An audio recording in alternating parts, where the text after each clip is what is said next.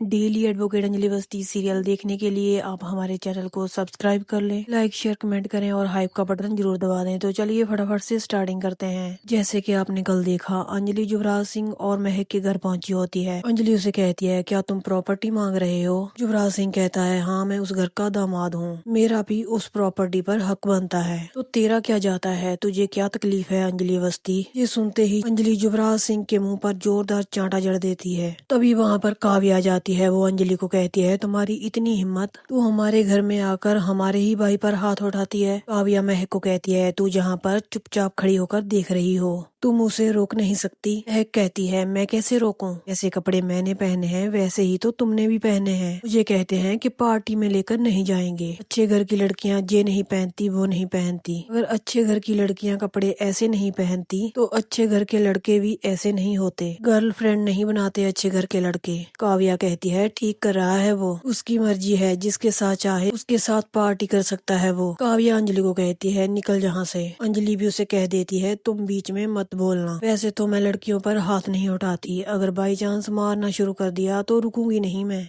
अंजलि महक से कहती है, जरा अंदर से लेकर आओ। महक कहती है, क्या भाभी? अंजलि कहती है, जिससे खाना बनाते हैं, कड़छी बेलन और हाँ जरा बड़ा वाला लेकर आना। महक अंदर से लेने चले जाती है। युवराज सिंह कहता है, इन सब का क्या करने वाली है तू? अंजलि कहती है, मैं चाहती हूँ महक खुश रहे और तुम सुधर जाओ। महक रसोई से कड़छी लेकर आ जाती है। अंजलि कहती है, ये औजार भी है और हथियार भी, इससे घर की बहू खाना बनाती है, अगर जरूरत पड़े तो। अंजलि उसी से युवराज सिंह को पीटने लग जाती है। काव्या अंजलि को रोकती है और कहती है कि तू होती कौन है मारने वाली? अंजलि उसके भी मुंह पर चांटा टिका देती है। काव्या कहती है, अंजलि तुमने मुझ पर हाथ उठाया और महक तू खड़े होकर देख रही है। काव्या कहती है, मैं समझ गई हूँ कि तेरे अंदर इतने तेवर आए कहाँ से। अभय सिंह से तुम्हारी शादी होने वाली है ना? प्यार का चक्कर है, छुप छुप के मिला जा रहा है। काव्या कहती है, तू कैसी घटिया औरत है, तुम्हारा पति अमन सिंह राजपूत मर गया और उसके बाद तू इश्क के चक्कर चला रही है। युवराज सिंह कहता है, तू सबसे बड़ी लालची औरत है,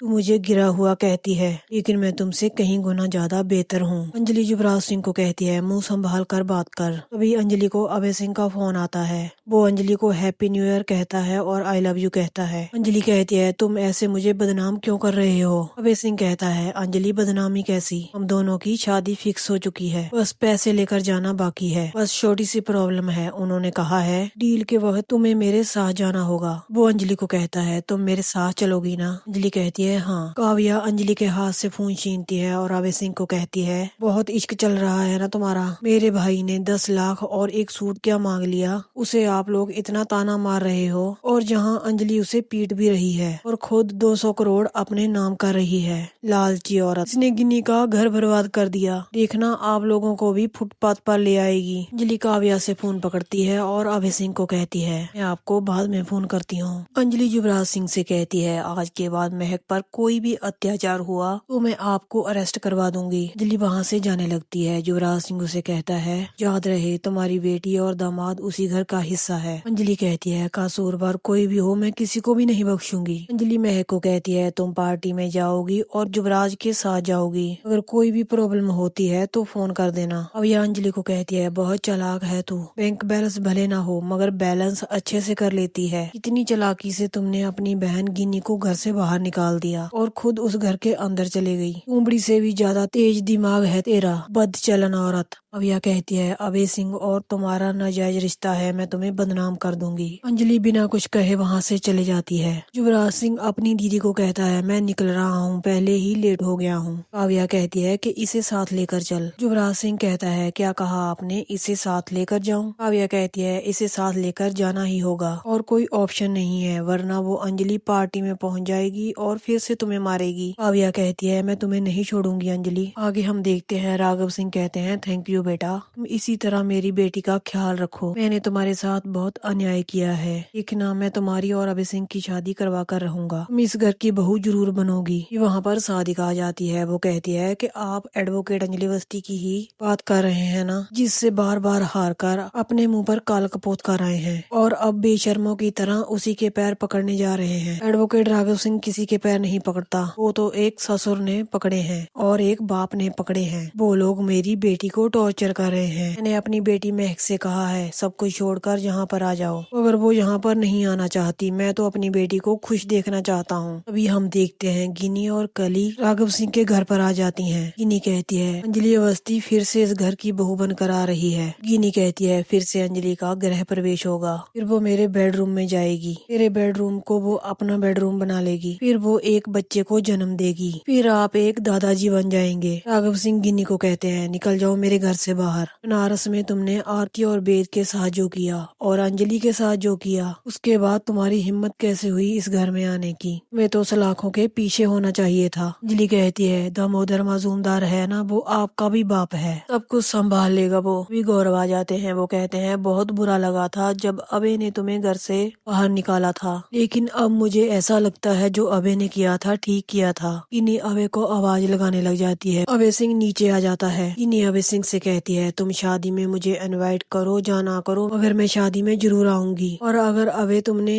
मेरे सामने ये शादी कर ली तो मैं समझूंगी कि तुम आदमी नहीं हो, आदमी के नाम पर एक कलंक हो। अबे सिंह गिनी को कहता है अगर मैं खामोश खड़ा हूँ इसका मतलब ये नहीं कि तुम बदतमीजी पर उतर आओगी। अपनी जवान को लगाम दो और तमीज के साथ बात करो, वरना निकलो जहाँ से, दफा हो जाओ। तुम्हें याद है ना मैंने कैसे तुम्हें घर से धक्के मारकर बाहर निकाल दिया था। दोबारा वही काम करने पर मुझे मजबूर मत करो। वो गिनी थी, ये रानी मजूमदार है डार्लिंग, तुम कुछ नहीं कर पाओगे। बाहर दामोदर के लोग खड़े हैं, बस एक इशारा करूँ और वो गोलियों से तुम्हें भून देंगे। गिनी कहती है तुम्हें प्यार समझ में नहीं आता, तुम्हें तो सिर्फ अंजलि समझ में आती है। अभय सिंह कहता है मैं अंजलि से बेहद प्यार करता हूँ, आई लव अंजलि। गिनी से ये सब सुना नहीं जाता। वो अभय सिंह पर हाथ उठाती है। अभय सिंह कहता है मुझ पर हाथ मत उठाना, 200 करोड़ देकर बस्ती खरीद रहा हूँ। अभी कली की बारी आती है। वो अभय सिंह से कहती है ऐसा कुछ भी नहीं होगा, ना ही कभी बैंड बाजा बजेगा और ना ही बारात आएगी। अभय सिंह कहता है ये सब छोड़ो, दामोदर मजूमदार के साथ डील हुई थी उसका क्या हुआ? गिनी कहती है हमने तुम्हें कहा तो था अंजलि को साथ ले आना, मगर तुम लेकर नहीं आए। अभय सिंह कहता है पैसे इकट्ठे करने को वक्त लगता है, 200 करोड़ की रकम है। राघव सिंह गिनी को कहते हैं बहुत हो गया लड़ाई झगड़ा,